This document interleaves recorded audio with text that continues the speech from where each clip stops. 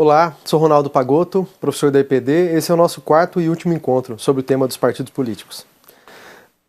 Gostaria de fazer uma síntese do encontro anterior, chamando a atenção para uma questão bem relevante para nós. O que justifica a existência de partidos políticos é, obviamente, uma existência de condições, esses partidos legalizados, condições políticas abertas, e os partidos políticos mais clandestinos em condições políticas bastante adversas. Nós vamos ver hoje que tem mais fatores que condicionam isso, como a legislação. Mas queria chamar a atenção para uma questão. A existência de partidos políticos não está determinada pela vontade de alguns grupos na sociedade. Ela está determinada pela realidade efetiva de que existem forças sociais que são, por sua vez, expressão das classes sociais existentes no interior de uma sociedade como a nossa. Isso, cumpre frisar, é um reforço de que nós somos uma sociedade dividida em classes. E se essa sociedade é dividida em classes, por mais que ela possa ter graus distintos de harmonia, de entendimento, de consentimento, de convívio, ela tem tensões latentes, que são a expressão dessas classes que são distintas e que cumprem papéis distintos na sociedade. Isso é uma base que está na sustentação dessas concepções, dessas teorias que a gente está trabalhando aqui. Sem essa base, as coisas ficam inexplicáveis. Como é que você justifica a existência de tensões sociais? Se nós não temos tensão de separatismos, nós não temos tensão de conteúdo étnico, religioso, nós não temos distinto. Isso, se você quiser entender melhor, é entender o que significa a Irlanda do Norte e a Irlanda. Aquilo lá tem um contorno religioso. Não é um contorno meramente político. É religioso que está de fundo, o que leva a ter uma diferença de política bastante grande. Então, outras realidades, isso é muito claro. No nosso país você não tem isso. Na sociedade moderna, no conjunto, na maioria dos lugares, você não tem isso. Nem partidos com vocação separatista, nem de conteúdo religioso também sectária, seitas, mais claramente falando. O que expressam essas organizações partidárias na modernidade são as distintas forças sociais, que por sua vez são as distintas classes sociais e seus movimentos. Os seus movimentos, o movimento da classe em luta para a melhoria da sua condição de existência enquanto tal. Ou para finalizar esse período da existência de classes em que se permite a existência de setores que exploram e setores que são explorados. Isso é para colocar um limite lá de fundo, colocar uma fronteira desse processo. Portanto, a existência de partidos está determinada pela realidade em que existem forças sociais que são resultado das contradições econômicas, sobretudo. Então não é uma opção. Então não há que se falar, por exemplo, o meu partido é meu país. Você está falando isso, você está negando a existência dessas contradições. Só pode negar a existência dessas contradições quem quer fazer dessas contradições inexistente. Que é um papel de quem quer justamente convencer a sociedade de que isso não existe, nós estamos numa sociedade de harmonia, possível do entendimento e tal. Isso vai na contramão da realidade econômica, política, social. Então não é uma tese do Ronaldo aqui, é uma tese baseada na realidade. Negar essa tese, você precisa ter uma engenharia teórica que me parece que é bastante ousada e também igualmente insuficiente e até mesmo absurda.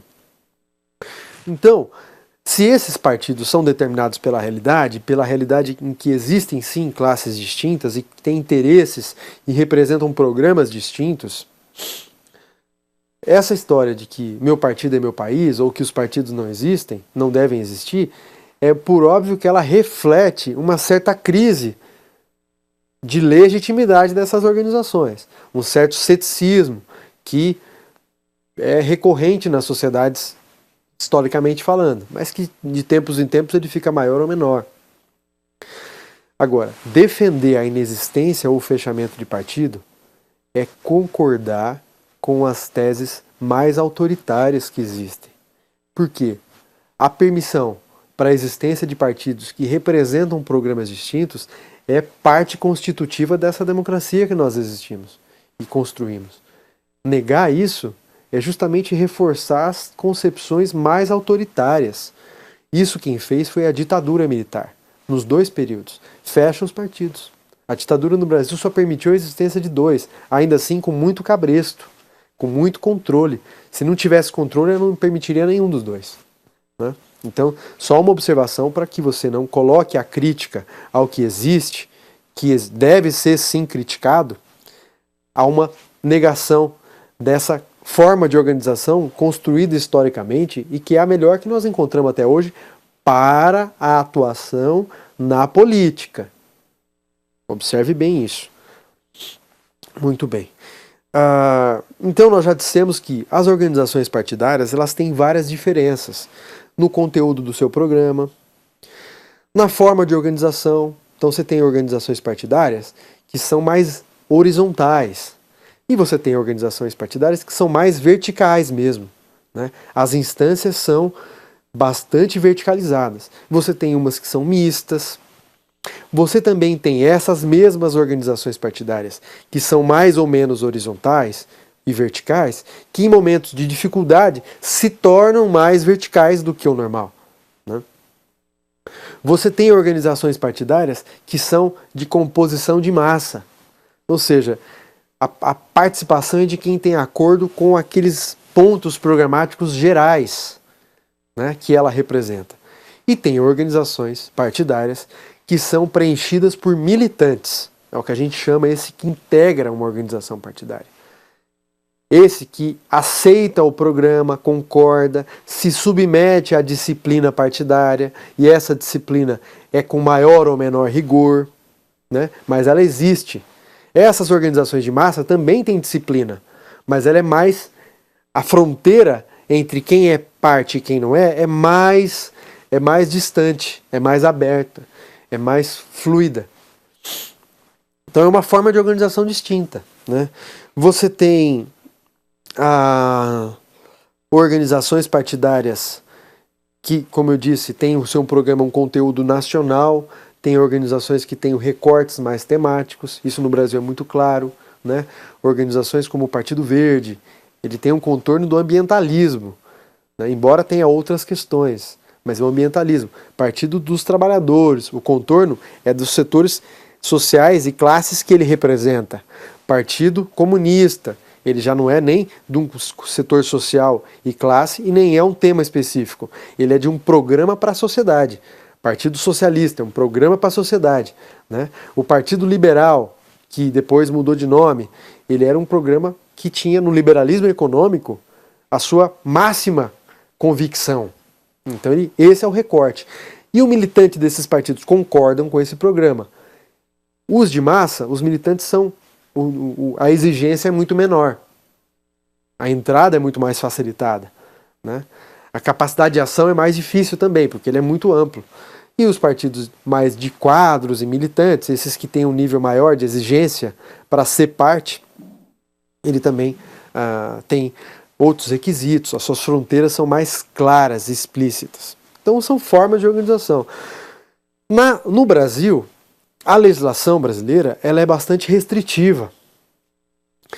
No período da Constituinte, a legislação teve um período, um hiato curto, em que se permitiria a constituição de partidos com uma legislação bastante simples. Ali que nasceram vários partidos que ninguém conhece no dia a dia. Né? Partidos que são quase que meramente legendas. Né? Até poderia citar alguns, não tenho nenhum problema nisso. PMN, né?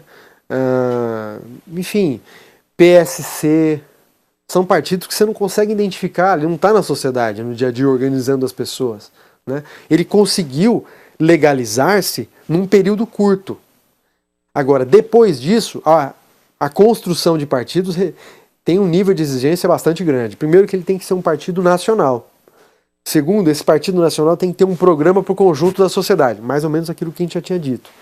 Terceiro é que ele tem que ter um cumprimento de metas de assinaturas que representem no mínimo 1% do eleitorado, em no mínimo 5 estados, em cada estado desses, com no mínimo 0,03% do eleitorado daquele estado, ou seja, não é pegar uma assinatura em cada estado e todos os demais concentrados em um estado só, tem que ter um certo equilíbrio. E isso aí, no Brasil, é mais ou menos pegar umas 550 mil assinaturas com o título de eleitor. Então, isso é só para dar uma informação, isso é bastante restritivo. Tem várias organizações que não conseguem ter esse volume de pessoas assinando. Você pode dizer, bom, mas se não consegue ter esse volume, não tem que ter partido então.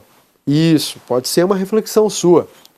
Mas perceba, quando você olha para o panteão de partidos que existem no Brasil, se você colocar esse critério, 90% deles não existiria, porque eles não têm a menor condição de fazer isso, né?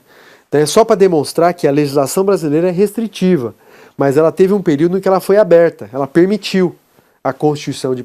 Então tinham, por exemplo, rachas de organizações existentes, rachas pequenos até, que logo se converteram em partidos.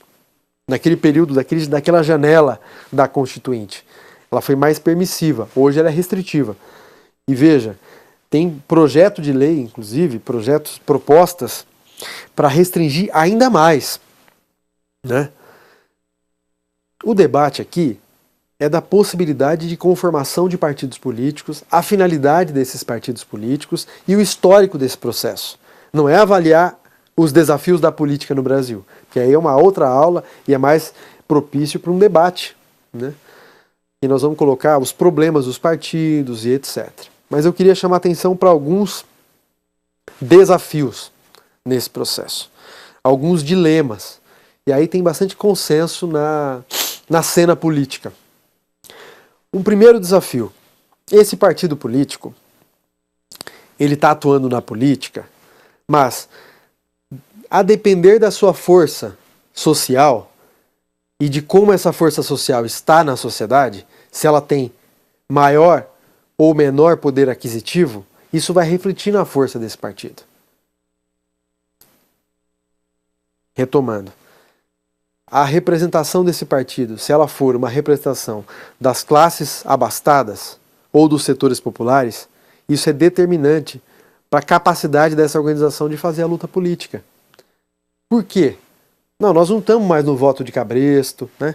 Nós estamos mais no voto cestário, que é aquele voto que quem tinha dinheiro votava. Mas quem tem dinheiro tem acesso à mídia e à propaganda partidária, acesso à contratação de pessoas, à contratação de material de publicidade e até mesmo da compra indireta do voto, né? Que é aquela compra que o sujeito dá um benefício e tem a garantia do voto, ainda que o cara não consiga comprovar, né, que ele votou, mas faz uma pressão e tal. Então isso aí faz com que o econômico tenha uma força grande no político. Então não é à toa que o Congresso Nacional tem uma representação dos setores econômicos muito maior do que o que esses setores são capazes de organizar na sociedade. Por quê? Porque o econômico ele exerce uma força grande e determina o político. Não é à toa que o Congresso, as maiores bancadas, são de representação econômica. Bancada do setor da indústria, bancada do setor automobilístico, bancada da indústria farmacêutica, bancada do agronegócio e do setor do latifúndio, dos grandes proprietários de terra. Essas bancadas, elas permeiam vários partidos. Isso é importante, é um dilema, é um dos dilemas que eu estou chamando a atenção, é o segundo. O primeiro que eu chamei a atenção é o dilema da legislação restritiva. Bastante difícil. Mas isso tem ponderações que interferem nesse processo. Não é um mega dilema, mas determina muitas dificuldades de alguns setores terem o seu próprio partido político. O segundo, mas esse é muito importante, é que o econômico acaba exercendo um papel bastante significativo no político. Então quem tem poder econômico acaba tendo poder político. Porque o poder econômico é o poder para envolver, fazer a campanha e tudo mais. Ou seja, a democracia, ela tem pés de barro nesse sentido. Ela é democrática pero no mucho. Tá? Então isso é uma questão importante para nós. A segunda é que nos marcos da democracia, todo o esforço da democracia é fazer com que a sociedade viva em harmonia. Ou seja, todo o esforço é fazer com que as contradições que existem no interior dessa sociedade, que são a expressão das diferenças econômicas e das classes que a compõem, é o esforço de tentar fazer com que essas enormes contradições sejam apaziguadas. Ou seja, é um desafio bastante utópico, né? Se tem uma utopia presente, é essa, né? Como é que você vai conseguir conformar uma harmonia de setores que têm desarmonia na sua própria existência, né? A existência do camponês pobre é condicionada à existência do grande latifundiário. A existência do trabalhador ultra explorado das grandes cidades, metade deles sem carteira assinada, é condicionada à existência de setores que vivem do super lucro desses setores. Ou seja, não é uma coisa... A existência de muitos ricos é determinada pela existência de uma enorme quantidade de pobres. Não é uma, as coisas não são... O positivismo queria dizer para nós, lá no século XIX, que isso era natural do processo, era decorrência da vida. Isso não é decorrência da vida. Se a gente achar que isso é decorrência da vida, nós estamos legitimando, nós estamos justificando o injustificado, o injustificável, né? Então isso é bastante absurdo e é preciso que a gente tome cuidado. Mas voltando, esse esforço de harmonizar a sociedade, de tentar regular os conflitos com mecanismos do Estado, geram períodos de maior tensão social e menor tensão social. Ou melhor, períodos em que o Estado, para garantir essa sociedade funcionando, ele sempre depende de dois mecanismos. Eu vou chamar atenção para isso porque é bastante importante. O Estado utiliza diversos mecanismos para garantir essa tal paz social e harmonia da sociedade, ou melhor, o funcionamento da sociedade. Esses dois mecanismos estão assentados em duas, como se fossem um mecanismo de pinça, em duas pernas. A primeira delas é a coerção efetiva. O Estado detém o monopólio da força e ele defende o primado da sociedade como ela existe. A sociedade, por exemplo, o Estado vai defender o latifúndio improdutivo ante a necessidade dos camponeses pobres. Ou seja, o Estado tem lado, o Estado não é imparcial. E esse Estado usa a força, mas ele também usa um outro elemento, que é o elemento do convencimento. O Estado é quem regula a educação, é quem regula os meios de comunicação, é quem regula todos esses aparatos que são aparatos de conteúdo ideológico, de convencimento da sociedade.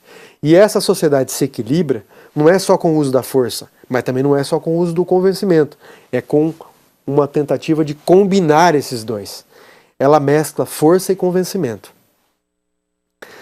E nesse processo, as tensões sociais influenciam no grau de força e convencimento que o Estado vai usar.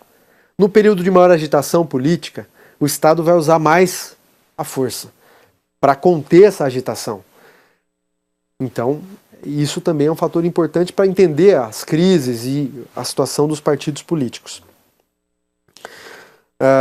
Bom, um outro fator para nós aqui importante é essa tentativa do Estado de gerar uma paz, de gerar uma harmonia na sociedade, uma harmonia assentada em enormes contradições. Note, contradições que são no geral da sociedade contemporânea, mas que no Brasil elas ganham um conteúdo ainda mais agressivo, porque no Brasil você tem uma sociedade secular de superexploração do trabalho, vinda do trabalho escravo, vinda de condições que não foram resolvidas com mudanças estruturais. Então aqueles problemas históricos no Brasil, eles foram se avolumando e foram sendo colocados embaixo do tapete. Então nós convivemos hoje, até hoje, com trabalho escravo. Isso não é uma anomalia. A sociedade convive com essas formas mais atrasadas de exploração.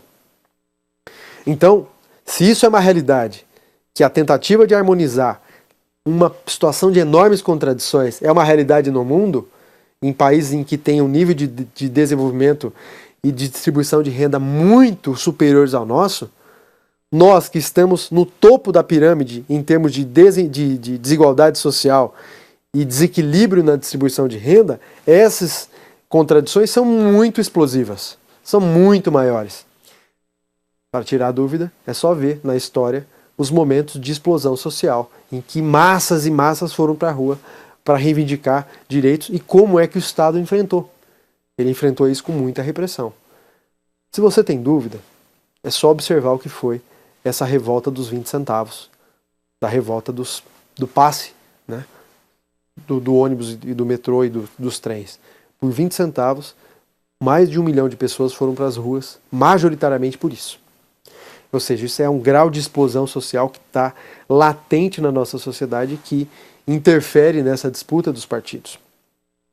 Uma outra observação é que, no nosso país, os grandes meios de comunicação de massa, aqui eu estou falando daquelas concessões públicas de grandes meios de comunicação de massa, de TV e de rádio. Não estou falando de imprensa escrita, impressa ou digital. Nós estamos falando da TV e do rádio. Esses grandes meios de comunicação de massa, eles são concentrados nas mãos de algumas famílias. Então você tem a família Marinho, a família do Silvio Santos, a família do João Saad na Bandeirantes, a família do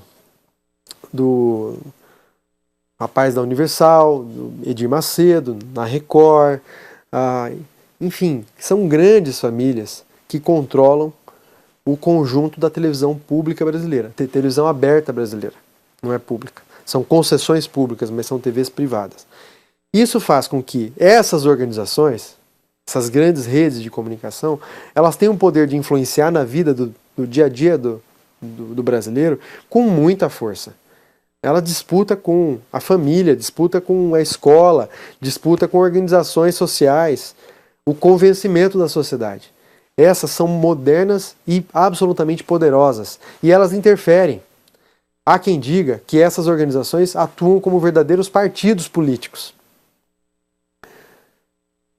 Note, essas organizações são organizações da grande mídia. A vocação delas é meio de comunicação de massa.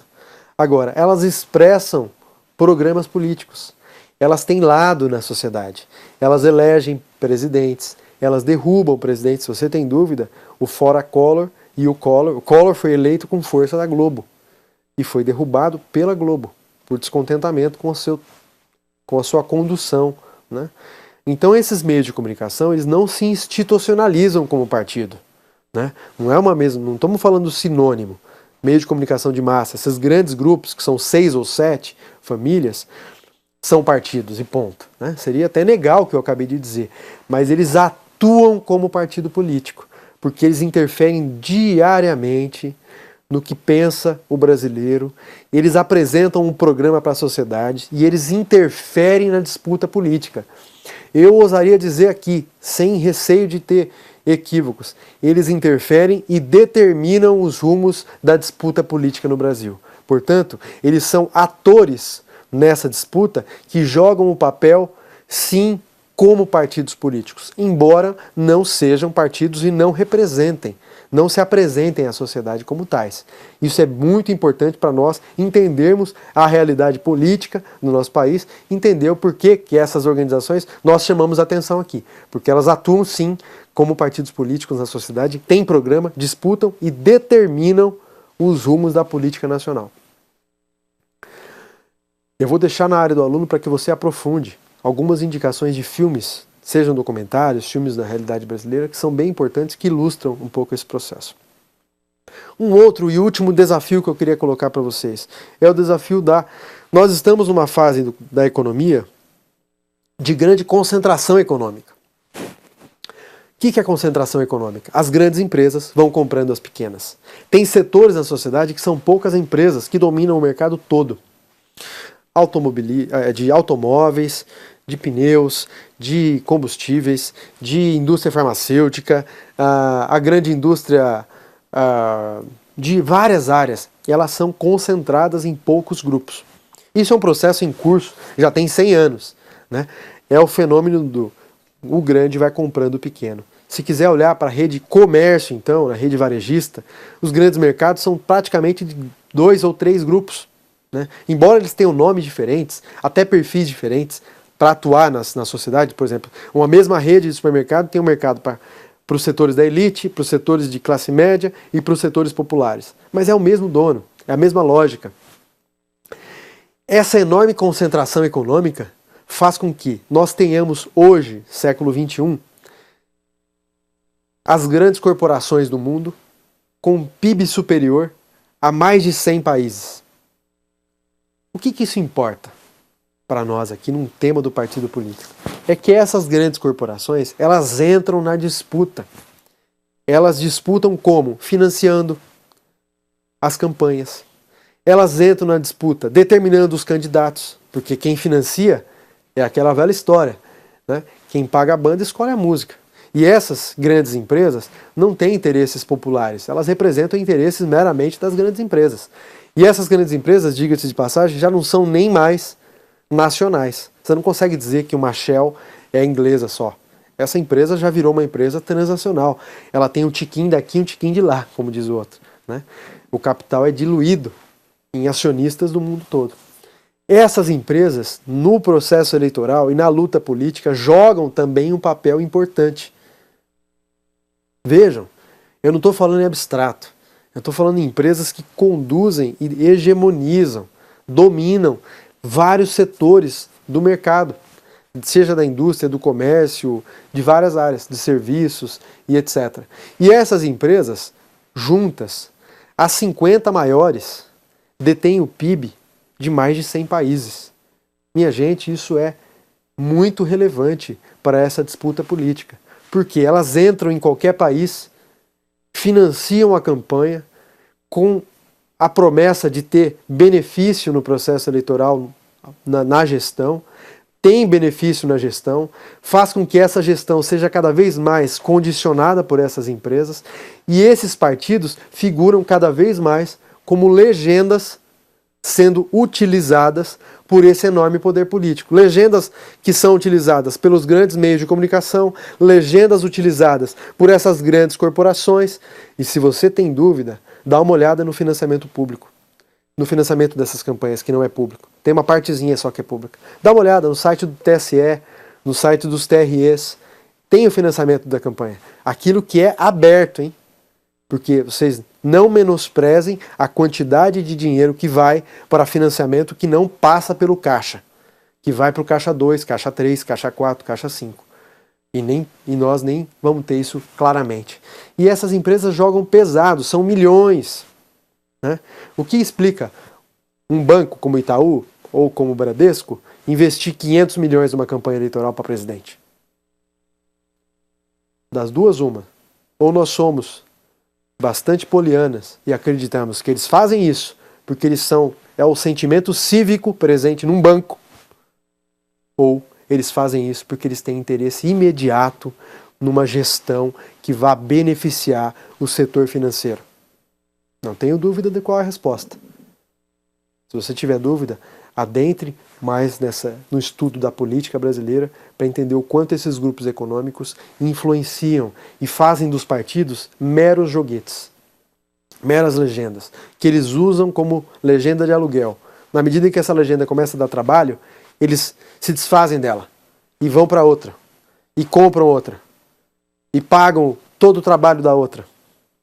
Então, há um limite para se pensar os partidos políticos do Brasil com essa realidade. Agora, veja, o que nós estamos falando é que tem acontecido muito com as organizações partidárias que representam setores sociais ligados ao capital, ligados ao setor da exploração, ligados a quem detém o poder já, ou seja, não são partidos de luta pelo poder, né? Esses partidos de luta pelo poder, eles têm enraizamento de massa, tem trabalho social, tem enraizamento em lutas populares, tem um trabalho que você consegue enxergar o vínculo entre o partido e os setores sociais, a raiz dele, a raiz de classe.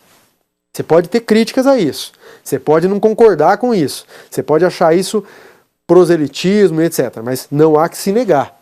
Isso é da origem dessas organizações partidárias. Agora, essas outras organizações de aluguel, essas organizações que estão meio soltas na sociedade, são utilizadas pelos meios de comunicação e por essas grandes corporações, sobretudo, que pegam o poder econômico, que já é muito presente na política, e fazem ele ser mais do que presentes, fazem o poder econômico ser determinantes na política. Isso é o limite para entender a história e o processo dos partidos políticos na nossa realidade. Só queria deixar uma última mensagem para esse nosso estudo. A crise de legitimidade, isso é uma coisa que tem intensidades distintas, cada um tem uma percepção disso. Ela também passa por uma necessidade de uma reforma política estrutural. E essa reforma política deve enfrentar as causas dos principais problemas. Portanto, não estamos falando aqui de uma reforma política tópica, homeopática, que vai mudar aqui e ali, na forma só. Ela tem que interferir nas grandes questões. O principal ponto de uma reforma política, que no nosso entender ajudaria a enfrentar o problema da crise que existe no nosso país com relação aos partidos, é uma reforma política que garanta a exclusividade do financiamento público das campanhas eleitorais. Isso elimina o setor privado, porque ele não vai para a campanha como cidadão, porque ele entrega o dinheiro por conta de um gosto, uma predileção. Ele tem interesse econômico. Se ele tem interesse econômico, ele já tem interesse na corrupção desse processo. Então a origem da corrupção política, ela tem origem também nesse processo do econômico influenciando e entrando na política. A segunda causa principal, para não entrar muito na reforma política, é a necessidade de mecanismos de consulta à população. Mais mecanismos de controle dos eleitos, mais mecanismos de decisão. Não precisa ter um processo mais de elegeu e caixa preta. Esse sujeito fica lá em Brasília durante 4 anos e a gente não sabe o que faz e ele não tem que prestar conta. Só presta quando volta a próxima eleição. Tem que ter mecanismos que ele é submetido a um controle e que, se ele escorrega, aquele setor que o elegeu pode destituir. Então, são bandeiras aqui para ajudar a refletir nesse processo, tudo para a gente não cair no extremo do autoritarismo, que é uma associação da crise que existe na sociedade, é uma crise geral de representatividade, há uma ideia de que a causa da crise é a existência dos partidos e que, portanto, a solução é o fim dos partidos. Isso é um problema grave, é um problema de autoritarismo e é um problema que vai nos colocar de ombro a ombro com aqueles regimes mais absurdos, mais grotescos, mais rudes e mais antinacionais e democráticos que nós conhecemos.